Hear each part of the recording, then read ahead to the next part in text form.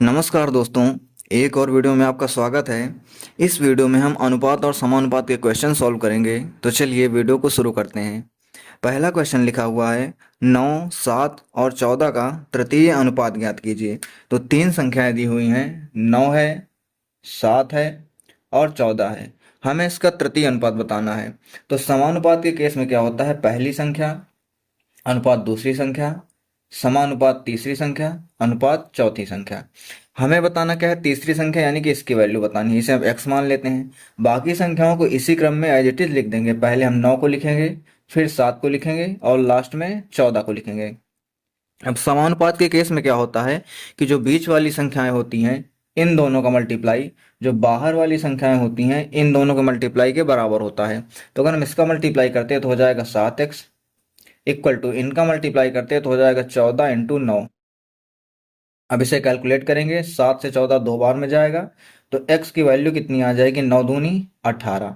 यही इस क्वेश्चन का आंसर हो जाएगा। नेक्स्ट क्वेश्चन देखते हैं।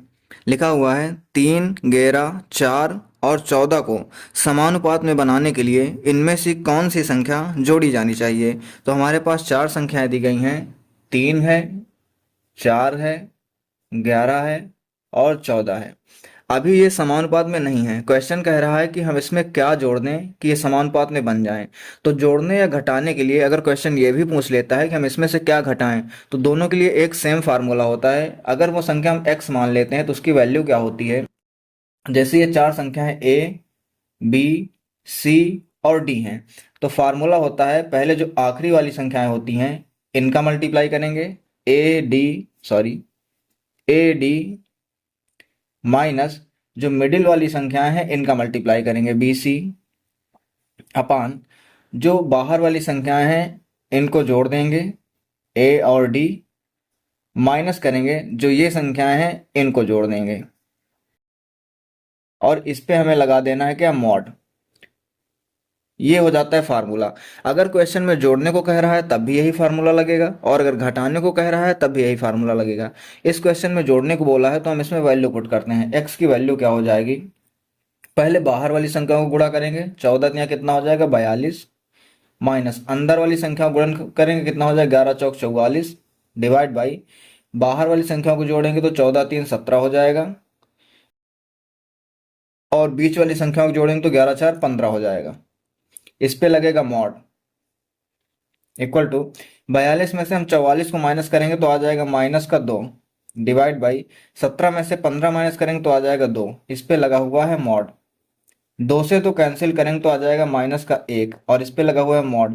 देखो मॉड का मतलब क्या होता है कि कोई भी संख्या चाहे निगेटिव में हो चाहे पॉजिटिव में हो, जब मॉड हटता है तो वो संख्या हमेशा पॉजिटिव में बाहर आती है।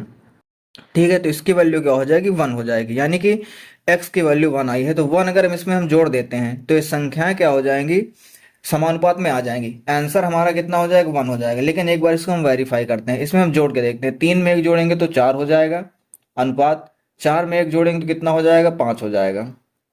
समानुपात 11 में 1 जोड़ेंगे तो 12 हो जाएगा, अनुपात 14 में 1 जोड़ेंगे तो 15 हो जाएगा। इसका मतलब यह है कि जिस रेशियो में ये दोनों संख्याएं हैं उसी रेशियो में ये दोनों संख्याएं होनी चाहिए। तो इसको हम कैलकुलेट करके देखते हैं।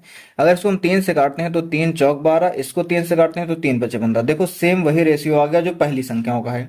इसका मतलब क्या हुआ कि हमारा आंसर सही है।